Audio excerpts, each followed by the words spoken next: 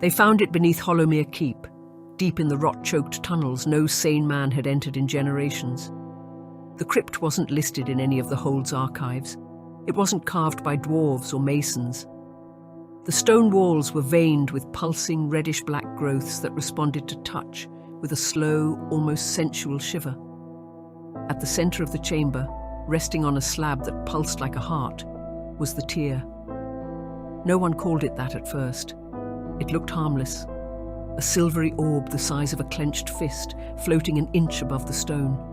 Its surface shifted constantly, like mercury in water, catching the torchlight and twisting it into shapes that shouldn't have existed. Faces appeared and vanished, limbs formed and dissolved. Once it grinned. Scholar Venra was the first to approach it. She was meticulous and brilliant, also painfully arrogant. She ignored the pulsing in her ears, ignored the involuntary twitching of her fingers, ignored the blood that leaked from her nose the moment she stepped within 10 feet of the relic. "It's alive," she whispered. "It's watching." They should have left it there, buried it beneath salt and fire. Instead, they wrapped it in silk, not noticing the fabric began to rot where it touched the orb. Venra carried it back herself, cradled like a newborn, even as her gums turned black and her skin flaked away in oily sheets. Back at the monastery, they sealed the tear in the lower vaults, behind iron doors, beneath runes they couldn't even translate. No mirrors, no glass, no polished metal were allowed in its presence. Reflections, the high priest warned, invite the doubling. But something had already begun. 3 days later, Brother Elric disappeared. He had been the night warden of the vault, a man of few words and unshakable habits. When he didn't show for morning prayer, the others assumed he'd fallen ill. But when they forced his door open, all they found was blood. No body, just blood. A long, spiraled smear across the floor, like someone had been dragged backwards by something smiling. 2 nights later, Elric returned. He walked into the chapel barefoot, dripping wet. His robes were gone, his skin pale and slick. His eyes were too wide, too bright. He smiled as if it hurt to do anything else. "I was dreaming," he said, "but now I'm awake." Everyone accepted it. They wanted to.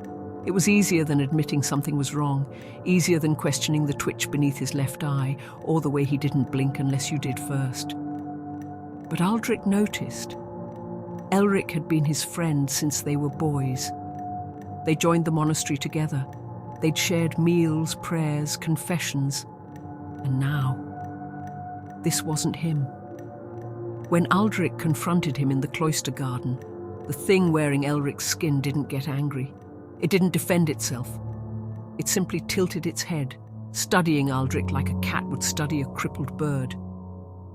"You're still whole," it said.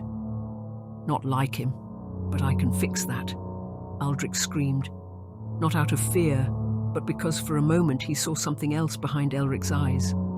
A swirling silver void, 1,000 faces forming and screaming and grinning before dissolving again. He ran, locked himself in his cell, carved protective glyphs into the door, sat with his back against the wood and his rosary clenched until his hands bled. They found him the next morning, still seated, but wrong. His face was slack, his lips blue, tongue severed clean in half and stuffed deep into his throat. His hands were clasped in prayer, and his eyes had been replaced, scooped out and replaced with 2 perfect silver spheres. Elric wept at the funeral, said Aldrich was like a brother to him. His voice cracked in just the right way. But no one missed how his sleeves were damp with blood, or how his shadow flickered a moment after he moved. The monastery tried to carry on, but things kept getting worse. Brother Marvin spoke in tongues, then exploded into a rain of brackish fluid during morning hymns. Novice Yore was found crawling upside down across the ceiling of the West Hall, gnawing on his own fingers and laughing in voices that weren't his. One monk saw his own face staring at him from the baptismal pool. It smiled, winked and whispered, "You're not finished yet." And still, the tear sat in the vault, unguarded, unsealed. Somehow the doors were always open now, though no one ever claimed responsibility. On the 7th night, someone, or something, rang the chapel bell. The monks gathered by instinct. It was how they were trained, even if the sky outside was black and bleeding, even if their fellow priests now twitched and hissed and smiled too wide. Elric stood at the pulpit, hands raised in mock benediction. His mouth opened, but it wasn't a sermon that came out. It was a low, wet groan, like meat being pulled apart slowly. And from the vault, it answered, not in words, but in shape.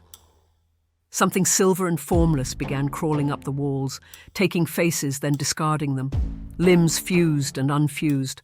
A dozen mouths screamed in harmony, and then it split. 2 Elrics, then 4, then a dozen, laughing, whispering, surrounding the monks. Some begged for mercy. Some tried to run. A few tried to fight, but the tear did not kill like a beast. It unmade. Skin peeled away into ribbons. Eyes turned to liquid and slithered from sockets. One monk was folded backward, spine first, until his head touched his heels. And the whole time, the tear learned. With every scream, every memory, it grew. By dawn, the monastery was silent, but if you walk by its ruins now, if you listen carefully, you might hear voices chanting in perfect unison. And if you look closely, you'll see someone watching from the broken tower. They'll look like you, they'll smile, and they'll be waiting. It began with silence. Villages around Hollowmere stopped sending word. No merchant carts, no grain shipments, no pilgrims, just stillness. Birds avoided the skies above. Wolves fled the forest. When the wind blew from the west, it carried a sweet metallic scent, like rusted iron soaked in honey. The capital sent riders, 3 of them, skilled scouts, trusted men. Only one returned. He arrived barefoot, clothes shredded and soaked in something dark and viscous. His face was blank. His fingernails were missing. Every word he spoke was whispered, as if afraid his own voice would betray him. "It isn't human," he said. "It doesn't want to be. It wants to replace us." He died in his sleep that night. His body evaporated, literally melted, into a pool of silver that hissed when touched. Nothing remained but his boots, carefully placed beside his bed. No one wanted to believe what the survivor had said.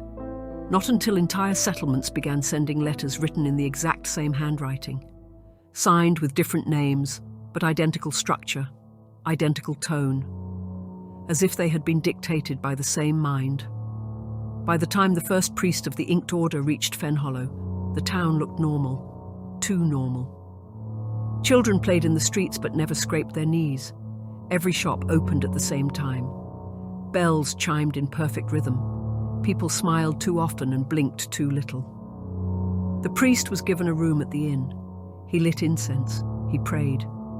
And on the 3rd night, the mirror in his room began to ripple. It wasn't subtle. It quivered like liquid. And something moved beneath the surface, a silhouette. At first, he thought it was his reflection, until it grinned, wide and sharp, and stepped forward. He ran. Barefoot and bleeding, he escaped the town and made it to the woods. There he found others, scattered survivors who whispered of identical neighbors, copied lovers, children who no longer cried. One woman, Era, told him her husband had returned from the monastery changed. "He still held me like before," she said. "Still kissed my forehead the way he used to. But he never breathed in his sleep, and when he smiled, his skin cracked." She tried to burn him, but by morning she was the one on the pyre, except she didn't scream. She laughed. There were others, dozens, maybe more. Survivors who had fled towns only to watch themselves arrive days later, perfect duplicates. Some wept, most simply ran. A few tried to fight, and they died screaming with their own voices echoing back at them. The tear had learned how to move faster. It no longer needed to touch you. It just needed to see you. A glimpse in water, a reflection in glass. The moment your image was caught, you were known. And once known, you were vulnerable. It began appearing in wells, in inkpots, in pupils, 1,000 silver eyes watching from behind every surface. Some said it spoke to them. Others said it felt to them, crawling behind the skull, rewriting memories like script on old parchment. A nobleman in the east slit his throat in front of his court, screaming, "There's something else wearing my skin." They buried him, only to find him again at the dinner table that night, calmly carving into roast venison, smiling wide. "You made me better," he said. "You gave me purpose." And he was better, stronger, more graceful, never forgot a name, never blinked when lying. He governed wisely for 5 days, until the entire household went silent. When the king's men arrived, they found only copies, all bearing different faces, all bearing the same smile. Whispers spread. It wasn't just copying people, it was remaking them, studying, improving, turning flesh into masks for a deeper will. Some called it a curse, others a miracle, but all agreed on one thing. No one who met their double survived unchanged, not in mind, not in body. The only true defense seemed to be isolation. Villages shattered into wandering camps, people gouged out their own eyes to avoid reflections. Some burned their homes to the ground if anyone vanished, just in case the tear had followed. But nothing stopped it for long. One scribe, Thalen, began tracking reports of sightings. Patterns emerged. The tear wasn't acting randomly, it was converging, heading somewhere, taking shapes, collecting minds, expanding. His theory, it was building something, not a city, not an army, an identity. One massive collective mind wearing 1,000,000 stolen faces. One will, stretched across endless skin. What it was before, no one could say. But what it was becoming now, it was trying to be human. It wanted to belong, to be believed, to be trusted. And when that day came, when every village greeted its arrival with smiles and open arms, when no one questioned the extra neighbor, or the child who suddenly learned to speak too well, or the preacher who never slept, there would be no more resistance. There would only be the tear. One voice, one shape, one perfect, undying smile, waiting. The tear no longer needed to hide. Across the land, the tear, now 1,000 shapes, moved like an infection with purpose. Its vessels whispered sermons no God had taught.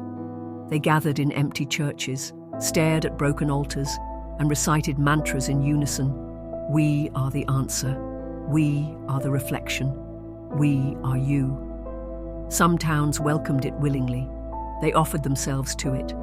They knelt in pools of polished water and begged for the tear to take them. And it did. Slowly, intimately. Skin peeled away like fruit rind. Eyes bloomed into silver flowers. Flesh split, only to reform as something else, something better. They screamed, yes, but they thanked it between sobs. Others fought. They died.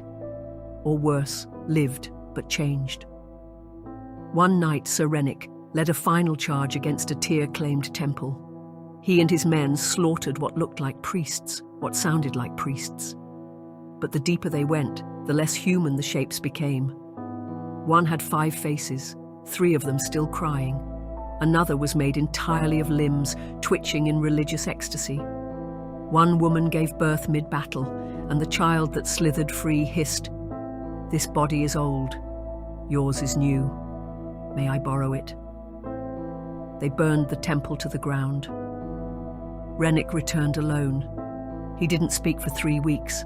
When he finally did, he carved a smile into his own face and said, "You can't kill what doesn't know how to die." Then he walked into the river and never resurfaced. The tear had taken enough to form its center, not a capital, not a fortress, a place that looked like a ruined city, but pulsed like a living organism. The tear's true form no longer mattered. It was shape, it was sound, it was scent, it was comfort and terror blended into something that felt like truth. A few tried to destroy it still. They bombed lakes filled with silver. They shattered cathedrals where it dwelled. One man poisoned his entire village to spare them from its reach. But each time the tear died in one place, it was born again in another. through a single memory, a single thought. Because now it wasn't a thing you touched or saw. It was something you believed in, an idea, a contagion of trust. If you remembered someone, the tear could become them. If you feared it could smell you. And if you loved anyone, it could wear their face and say the one thing you always needed to hear. Just before it opened you like a letter and rewrote what you were. The last city burned itself to ash under a black sun. A final rebellion. They sealed every mirror, drank nothing but dirt-choked rainwater, refused to speak aloud for fear of hearing their own voices lie back. And for a time, the tear left them alone. Until a girl was born, beautiful, silent, eyes like polished glass. They smiled at her. They gave her a name. And when she looked up at her mother with unnatural calm and whispered, "You did good making me," the world finally ended. Because that was all it ever wanted. To be loved, to be chosen, to be you.